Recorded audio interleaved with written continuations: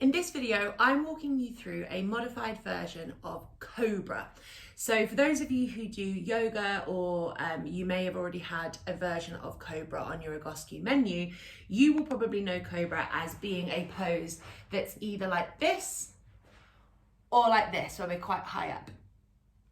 But what I'm finding more and more is that there are people, well, there are lots of people who, when they do this position, even though we're aiming for full spinal extension, which means extension at the pelvis, the lumbar spine, the thoracic spine, and the cervical spine, the neck, actually what people do is they tend to kind of dunk into their lower back and actually remain quite rounded and flexed through their upper body. So here, I'm in this prone position, but actually because I'm still sort of stiff and hunched forward through my upper body, I'm not extending my rib cage in the way that the move should be performed.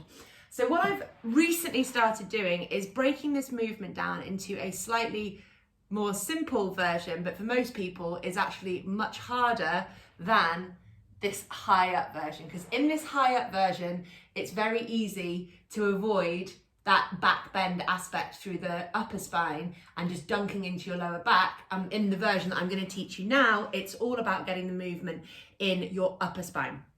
So I haven't decided what I'm going to call this yet, but it's going to some modified version of Cobra. You're going to lie prone for me. You're going to have your big toes touching and your ankles hanging wide. And you're going to relax and keep relaxed your whole lower body throughout the exercise. So no tension in your feet, no tension in your glutes, your bottom, or anything like that. You're completely switching off the lower parts of your body. And then the next thing that we're going to do is you're going to put your hands in front of you. There isn't an exact science to this, so it kind of just depends, but your hands are almost so far in front of you that your arms are straight, but they're not quite. So if you straighten your arms out in front and push your hands out as far as they can, and then draw them back about a hand's width.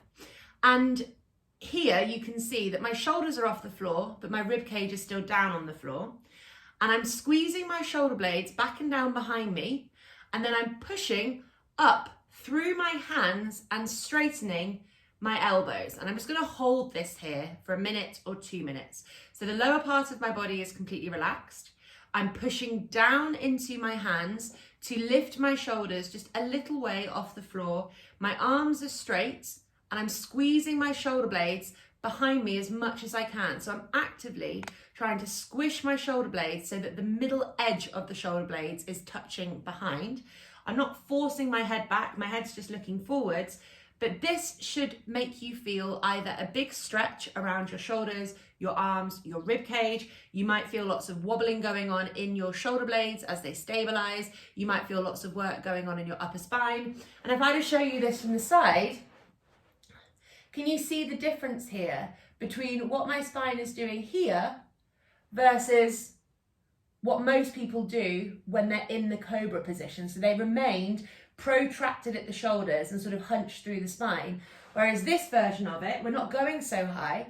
We're going to be less likely to overburden our lower back. So if Cobra normally gives you lower back pain or tension, try this instead. Hold it for a minute or two and see if by waking up your sort of shoulder and upper back region, if it takes the pressure off the lower back.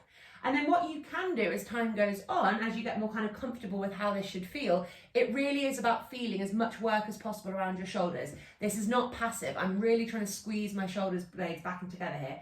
And then what you can try and do is just gently wiggle your hands back towards your body, keeping the lower body relaxed, but only going as far as you can, really squeezing the shoulder blades back and down behind you and feeling the majority of the work going on in the mid to upper back. So if you creep your way higher and higher and higher, and it all just feels like you're dunking into your lower back, you've gone too far. So find your sweet spot, hold this for as long as you can, and this can be amazingly hard, actually, for people that have spent lots of time doing yoga, but what they've been doing in yoga is throwing themselves into the lower back and not focusing on this thoracic extension.